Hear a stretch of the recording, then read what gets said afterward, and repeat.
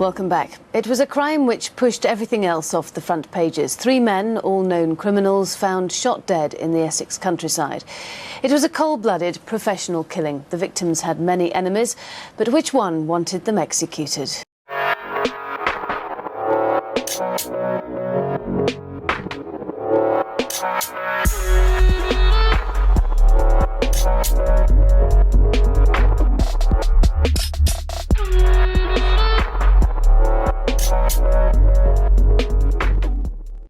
And welcome back to a new video on the Essex Boys case. As always, if you are enjoying the content, please do give the video a thumbs up.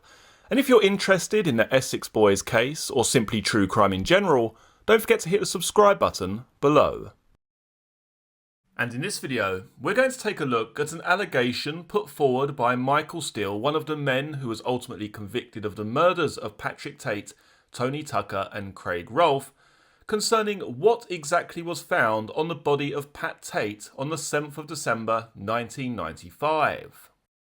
It was alleged by Michael Steele during one of his appeals that a lack of any house keys found on Pat Tate during the post-mortem process points to the fact that the crime scene had been tampered with.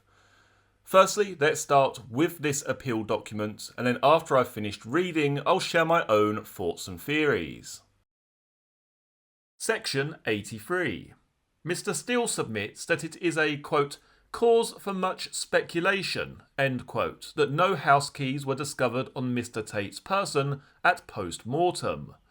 The Commission notes the officer's report of D.C. Winston, dated the 11th of December 1995, which states that he was at Mr. Tate's address with Sarah Saunders on the 9th of December, when Liz Fletcher arrived and returned, quote, front door keys to the premises, keys to the Mercedes car, index Echo 532 November Mike uniform, and Miss Saunders' mobile phone, end quote.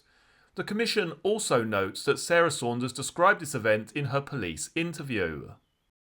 The Commission acknowledges that this still does not explain why Mr. Tate had no house keys on his person, since he was not scheduled to meet Miss Fletcher on the evening in question, but had arranged to meet Claire Carey at his house. She apparently had no door key either, according to her witness statement S21, dated the 8th of December. She waited outside Mr. Tate's address for him to return.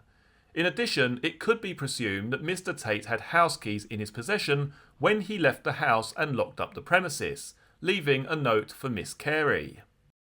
The Commission observes that this anomaly regarding Mr. Tate's house keys has been known about since December 1995. The Commission has not discovered any new evidence which advances the issue any further. In the absence of such new evidence, Mr. Steele's submissions on this point cannot form the basis of a referral to the Court of Appeal. Mr. Steele argues that the absence of house keys must mean they were taken from Mr. Tate after the murders, i.e. evidence was removed from the scene of the crime. It has also been suggested that one or more mobile telephones may have been removed from the crime scene, e.g. mobile telephone 0585 249 316, associated with Mr. Tate and Liz Fletcher, one of his girlfriends, or one of the handsets that had previously been associated with Mr. Rolfe. The Commission considers it to be pure speculation that items have been removed from the crime scene. There is no evidence to support such a contention. In the absence of any new evidence on this point, Mr. Steele's theory cannot give rise to a real possibility that the convictions would be overturned by the Court of Appeal. Let's now take a look at a police statement from an officer who searched the premises of Pat Tate's house the day the bodies were discovered. The following police statement is from Philip John Bridge, dated the 13th of December 1995. On Thursday the 7th of December 95, I was on duty when I went in company with other officers to 49 Gordon Road, Pitsea, Essex. These premises were the home address of Mr. Patrick Tate. Between 15:30 hours and 18:55 hours that same day, I conducted a search of the premises. While searching a waxed jacket which was in the wardrobe of the main bedroom, I found the following property. Exhibit 1. £660 made up of £20 banknotes. Exhibit 2. A plastic bag containing £6,000. This was made up of £5,000 in £20 banknotes and £1,000 in £50 banknotes. Exhibit 3. £500 made up of £50 banknotes. From the top of a cupboard in the kitchen, I found a bag containing pink-coloured tablets and a box of drugs marked Viramone. I took possession of the above-listed items and handed them to DC 543 Mayo, who was performing the duty of exhibits officer at the premises. Okay, so looking at that report there, and bearing in mind, I think the first thing that caught my eye when reading that statement is the fact that this search lasted a good couple of hours. This wasn't just straight indoors, straight up to the bedroom, check the jackets, then off we go. You know, they were there for quite a few hours looking around Tate's premises, but certainly no mention there of finding any house keys. Now, the next topic which springs to mind regarding Pat Tate's house keys is what would a perpetrator or perpetrators gain from having access to Tate's house? Now, we can tell there from that report and also another statement which exists that Tate's handgun was recovered at his property, so that certainly wasn't stolen. It doesn't appear from this report here that anyone's gone to the house and ransacked it. This doesn't appear to be for any sort of monetary gain because, you know, there's a fair amount of money recovered from the jackets inside Tate's property. So I don't really see here what a perpetrator could actually gain from taking Tate's house keys.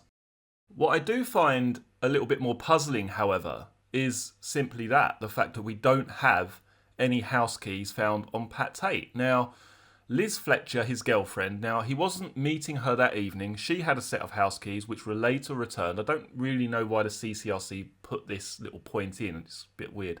But those house keys were returned. Yet, where are the other house keys? He was due to meet Claire Carey that night. She claims that she didn't have house keys. She had no front door key to Tate's property. So how was Tate going to get in that evening? How was he going to get in? Was there someone supposed to be there waiting for him? Well, if that's the case, then who was it? Because he was going out for dinner with Claire and Liz Fletcher wasn't meeting him that evening.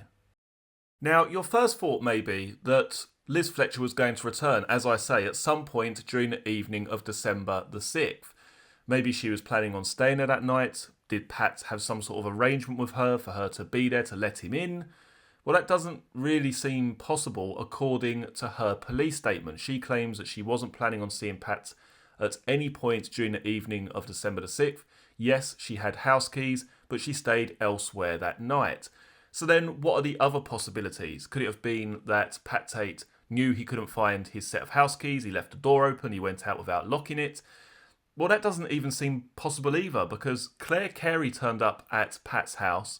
By all accounts, there was a note left on the door from Pat saying, "I've popped out for 30 minutes, wait for me, I'll be back soon." Something along those lines. And Claire Carey said that the lights were on inside the property and music was playing. But I mean, I guess she would have knocked on the door, wouldn't she? I mean, I don't know whether she would have tried the handle, but from everything that we've been told and, you know, the description of the property, it appears to be locked up and no one inside. Now, when I try and rationalise this myself, I guess the only real thing that I can come up with here is if Tate had another spare set of keys which he would have on the outside of the property in like a safe place, I guess, under a flower pot, that sort of thing. I mean, is that possible? Could it have been that he simply locked the keys inside and they weren't noted down on any of the searches? Now, obviously, I only have that search to go by. Could there be others that exist which do mention Pat Tate's house keys being inside? I guess what counts against that is the fact that if such a statement did exist, then why has Michael Steele made this accusation here?